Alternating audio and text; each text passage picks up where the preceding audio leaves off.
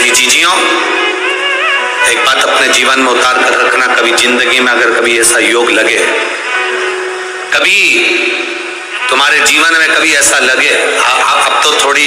शरद चालू हो गई, ठंडक चालू हो गई, तो मट्टी के पात्र का जल से शिव का अभिषेक कभी तो नहीं हो सकता, पर बैसाख महीने में, ज्येष्ठा महीने में कभी मौका लगे अपने जीवन में और तुम्हें लगे कि मेरे जीवन में दुख समाप्त ही नहीं हो रहा, मेरे दुख जा ही नहीं रहा, तो 5 बेलपत्र,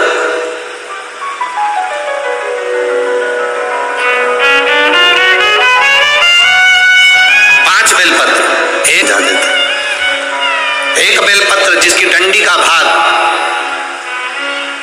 जल जहां से बहकर बाहर निकल रहा है, अशोक सुंदरी का स्थान देखा है ना सब लोगों ने, बस उसी स्थान पर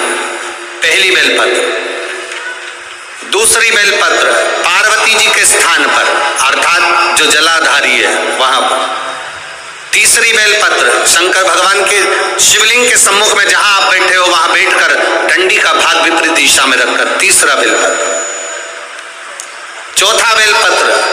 भगवान शंकर का जल जहां से नीचे गिर रहा है उस ओर सीधी बेलपत्र नीचे की ओर। और 5वीं बेलपत्र शंकर भगवान के अशोक सुंदरी के स्थान को छुआकर नंदी के पास रखकर, जो घड़े में जल है अर्थात मट्टी के पात्र में जो तुम जल लेकर गई हो, उस पात्र के जल से शंकर का अभिषेक कर देना, शिव को वो जल समर्पित कर देना। जिंदगी में कैसा भी दुख हो वो कटता ही है, वो दुख रह नहीं सकता, ये निश्चित था।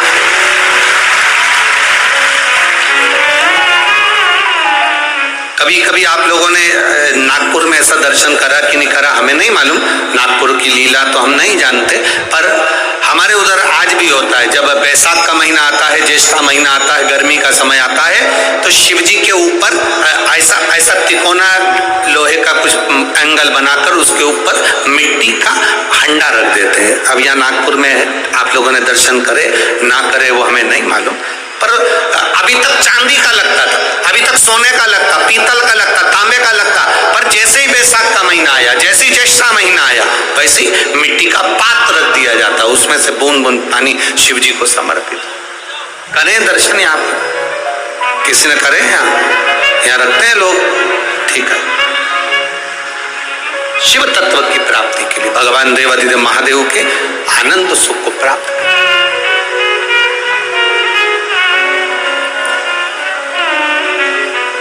जल, अग्नि, आकाश, वायु, पृथ्वी, 5 तत्व भगवान शंकर के ये 5 मुख है। इसलिए आरती में भी हम लोग कहते हैं